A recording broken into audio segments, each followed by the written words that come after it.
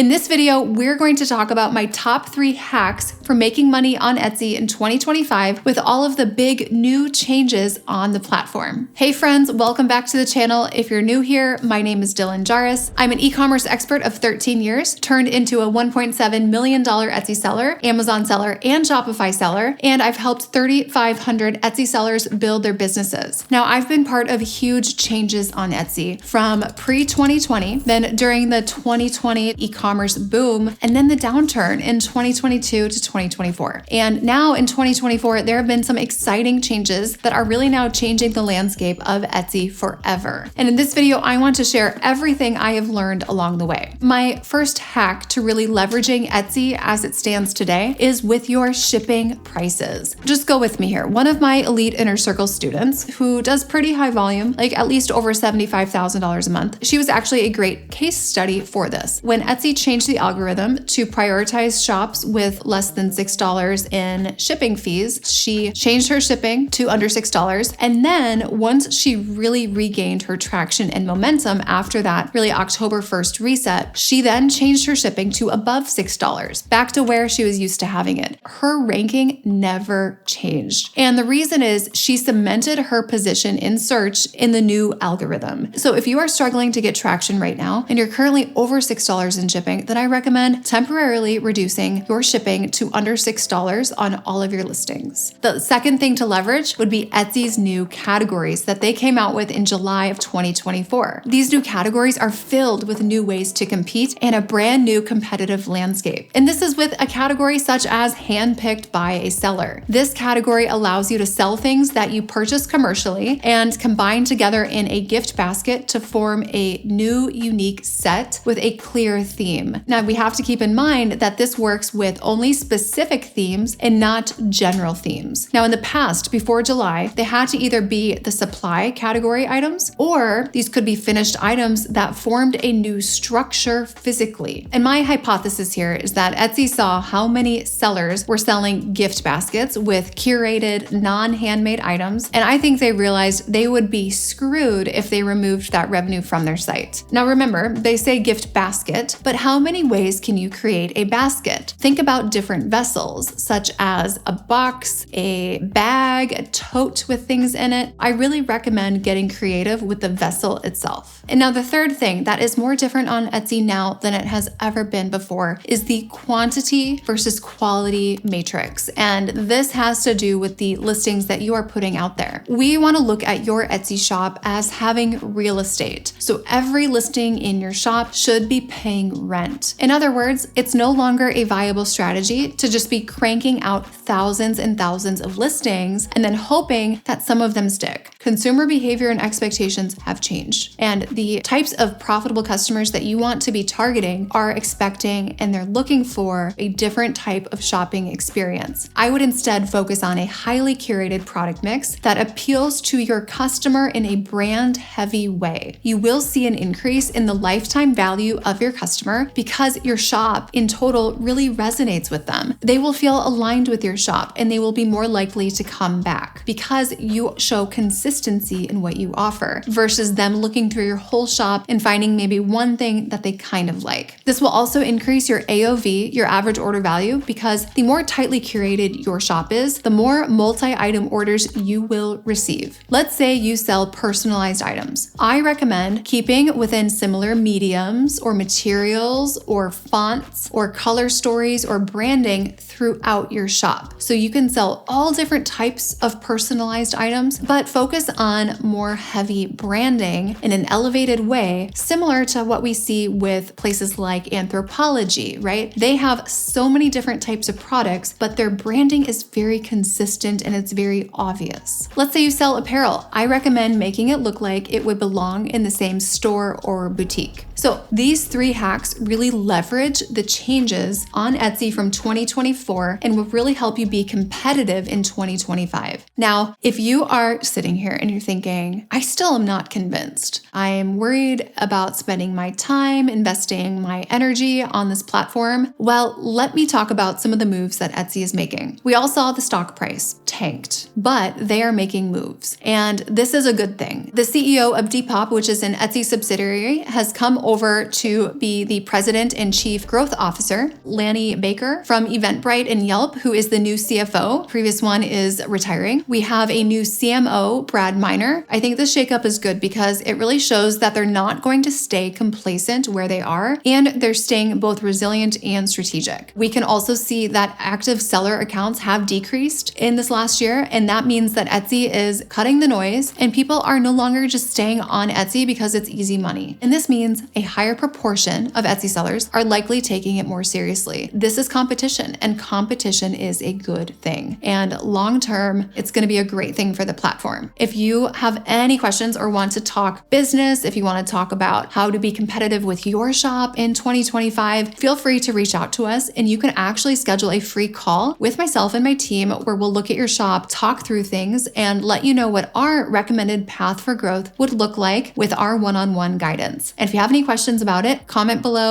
reach out, and if we don't chat soon, then I'm sure I'll see you in the next video.